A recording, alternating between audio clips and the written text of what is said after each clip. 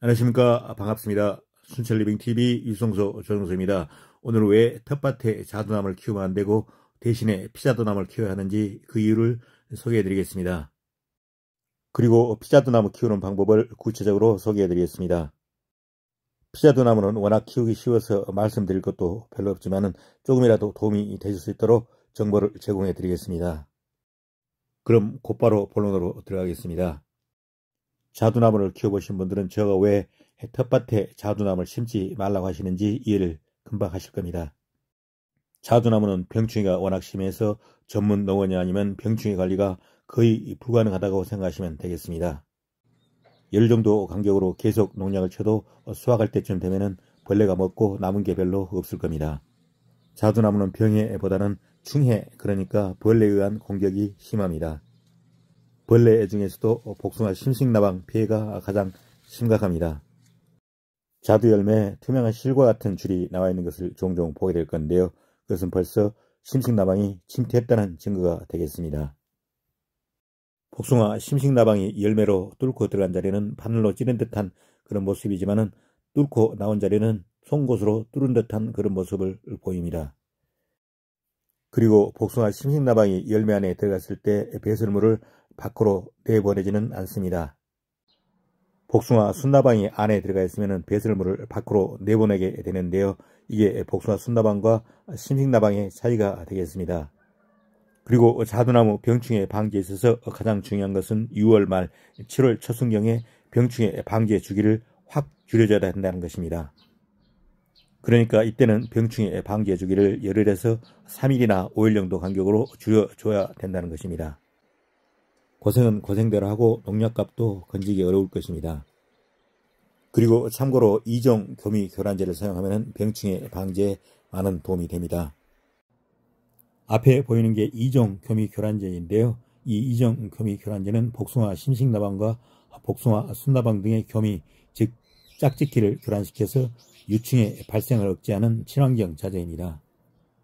이 이종 교미 교란제는 어느 정도 효과가 있으나 농약과 함께 사용할 때 효과를 최대한 발휘할 수 있습니다. 저도 자두나무 병충해 방지를 위해서 여러가지 시도해봤지만 제가 내린 결론은 자두나무는 텃밭에서 키우는 게 아니라 사먹는 거라는 결론을 내렸습니다. 자두는 시장에서 사먹는 게 훨씬 더 돈이 적게 먹히고 현명한 판단이 되겠습니다. 그럼 지금부터는 왜 자두나무를 베어내고 피자두나무를 심어야 하는지 그 이유에 대해서 말씀드리겠습니다. 제일 큰 이유는 비슷한 자두나무 계열이지만 일반 자두나무는 병충해 아주 약하지만 피자두나무는 아주 강하다는 겁니다. 저도 그 이유를 잘 모르겠지만 일반 자두나무와 피자두나무는 병충해에 관한 극과 극입니다. 저는 복숭아나 사과, 포도, 피자두 등 대부분의 유수에 한 달에 2번꼴로 병충해 방지를 하고 있습니다. 이렇게 한 달에 2번꼴로 병충해 방지를 했을 때 다른 나무들은 문제를 일으킨 적도 있었지만 피자두나무는 전혀 없었습니다. 제가 생각할 때 한 달에 1번꼴로 병충해 방지를 해도 문제가 없지 않을까 그렇게 생각됩니다. 어떤 분은 피자두나무에 전혀 병충해 방지를 하지 않았는데 수확을 했다는 분도 제가 봤습니다. 결코 바람직한 모습은 아니지만 피자두나무는 이렇게 병충해에 강하다는 말이 되겠습니다. 두 번째 이유는 대부분의 다른 자두나무는 수분수가 있어야지 수정이 가능하지만 피자두나무는 자가 수정이 가능해서 한 그루만 있어도 수정이 가능하다는 점이 되겠습니다. 앞에 보시는 나무는 피자두나무인데요. 꽃이 엄청 많이 피었죠. 일반적으로 이렇게 꽃이 풍성하게 피는 나무는 자가 수정이 가능한 경우가 많고요. 다른 나무의 수분수 역할을 충실히 하게 됩니다. 이 피자두나무는 꽃이 피어있는 개화 시기도 상당히 깁니다. 살구나무에도 피자두나무 같은 품종이 있는데요. 초화와 산영삼호가 그것입니다. 이 두 품종은 꽃이 풍성하게 피어서 자가수정이 가능하고요. 다른 나무에 좋은 수분수 역할을 하게 됩니다. 살구나무 중에 과도 크고 맛이 좋은 하코트라는 살구나무가 있는데요. 이 살구나무는 꽃이 피어있는 기간이 아주 짧습니다. 채 일주일도 되지 않은 듯 합니다. 따라서 이런 나무에는 초화나 산영삼호와 같은 수분수를 심어줘야 하겠습니다.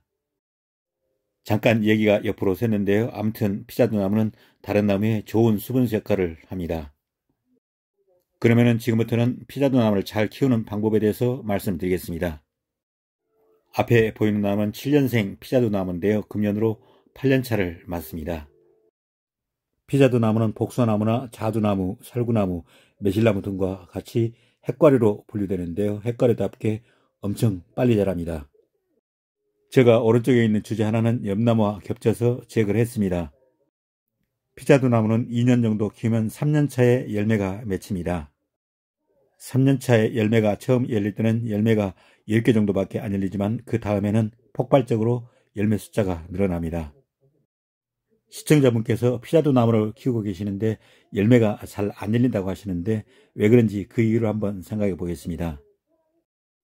질문을 주실 때는 나무 수세나 나무 상태에 대해서 어느 정도 정보를 주셔야 하는데 그렇지 않는 경우 정확한 판단을 내리기가 쉽지 않습니다. 앞에서 말씀드렸듯이 피자도나무는 재배하기가 비교적 용이한 나무가 되겠습니다. 피자도나무 키우는 데 있어서 가장 기본적이고 중요한 것은 햇빛과 배수 문제가 되겠습니다. 햇빛을 잘 받지 못한다면 꽃눈 형성과 개화 그리고 결실에 문제가 생기겠고요. 배수가 잘 되지 않는 땅에서는 뿌리 발육이 제대로 이루어지지 않아서 나무 생육도 불량하고 생존 자체도 위협받게 될 것입니다. 따라서 이 두 가지 기본적인 문제만 문제가 없다면 열매를 맺는데 전혀 문제가 발생하지 않겠습니다. 3년을 넘게 나무를 키웠는데 열매를 맺지 못한다면 처음부터 다시 시작해보는 것도 좋은 방법이 되겠습니다. 처음 나무를 심을 때 가장 중요한 것은 두둑을 만들어서 두둑 위에 나무를 심는 겁니다. 두둑 위에 나무를 심으면 배수 문제가 어느 정도 해결되겠고요.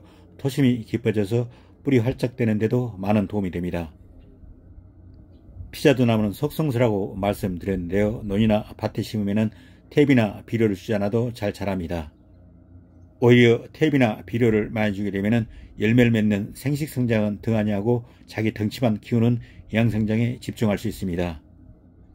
따라서 너무 울창하게 자라고 있다면 탭을 주지 않는 게 좋은 선택이 되겠습니다.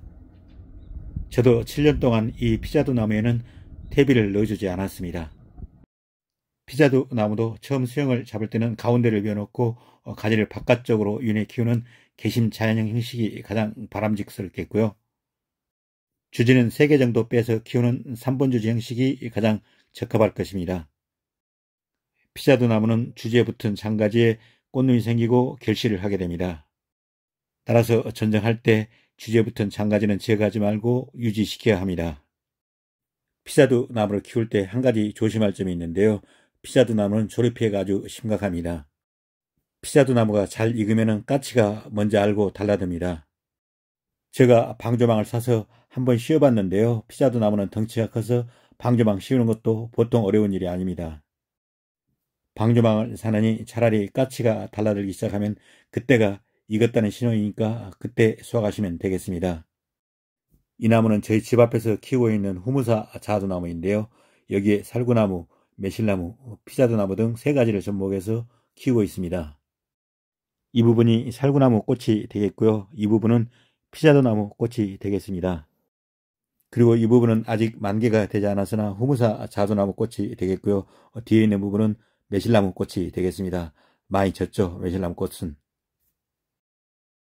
자두나무에 다른 핵과류를 이렇게 접목을 해서 키워보는 것도 색다른 재미가 되겠습니다. 여러가지 꽃 구경도 한꺼번에 할 수 있겠고요. 또 때가 되면 다양한 과일 맛도 볼 수 있게 됩니다.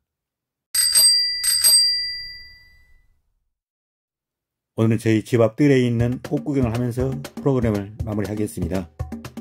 오늘도 행복한 하루 되시고요.